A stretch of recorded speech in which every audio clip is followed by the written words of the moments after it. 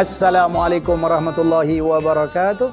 Jumpa lagi dalam siri tafsir Al-Quran di bulan Ramadan terbitan Think Quran.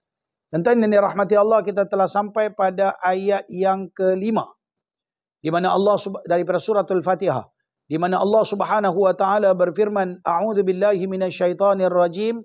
Iyyaka na'budu wa iyyaka nasta'in. Akan dikau kami sembah, akan dikau kami memohon pertolongan dan bantuan.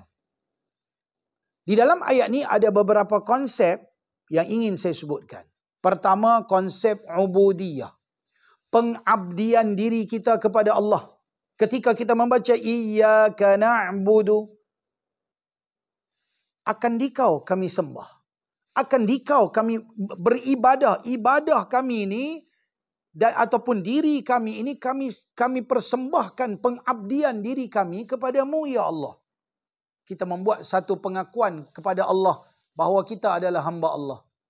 Ini nama dia konsep ubudiyah, kehambaan. Adakah ketika kita membaca ayat ini kita menyedari kita adalah hamba Allah? Ataupun kita masih merasakan diri kita tuan kepada alam ini, sehingga kita masih lagi sanggup mendarhakai Allah Subhanahu wa taala. Yang kedua, ketika kita membaca wa iyyaka nasta'in, akan dikau kami memohon pertolongan dan bantuan, sedarilah segala-galanya daripada Allah, anugerah daripada Allah, bahkan kita sendiri diciptakan oleh Allah. Kita tak mampu untuk membuat sesuatu tanpa keizinan, bantuan, kuasa yang dikehendaki oleh Allah Subhanahu wa taala. Oleh itu ketika membaca iyyaka na'budu wa iyyaka nasta'in, sedarilah konsep ubudiyah, pengabdian diri kita kepada Allah. Sedarilah, di situ ada konsep yang kedua, nama konsep isti'anah. Wa iyyaka nasta'in, permintaan, pertolongan segala-galanya, hakikinya kita minta kepada Allah Subhanahu wa taala. Walaupun tak salah kita minta tolong kepada manusia, tetapi kita sedar hakikat pertolongan aku minta kepada Allah, kerana Allah lah yang akan menggerakkan hati seseorang ataupun mengizinkan berlakunya pertolongan bantuan manusia kepada kita. Di sini ada dua konsep penting, ubudiyah dan permintaan segala-galanya hanya kepada Allah Subhanahu wa taala. Para penonton sekalian, ada satu lagi konsep yang boleh kita celahkan lagi di dalam ayat ini, iaitulah konsep keikhlasan. Apabila kita mengabdikan diri kepada Allah, permintaan kita hanya kepada Allah, kita menyedari kita hanya bertuhankan Allah. Kita hanya beribadah hanya kepada Allah, maka tak sepatutnya kita syirik kepada Allah dalam amalan yang kita lakukan dengan kita nak persembahkan ibadah kita, kerja baik kita kepada manusia semata-mata.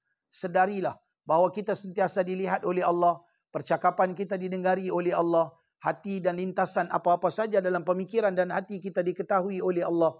Maka ikhlaskan amalan yang kita buat hanya kepada Allah.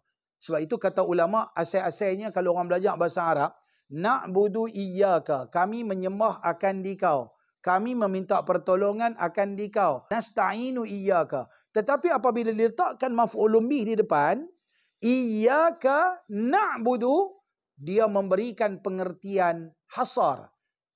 Hanya engkau saja yang kami mengabdikan diri. Kami abdikan diri hanya kepada engkau saja ya Allah, bukan kepada makhluk yang lain. Kami minta tolong hanya di kau saja, tidak kepada orang lain, kepada makhluk yang lain.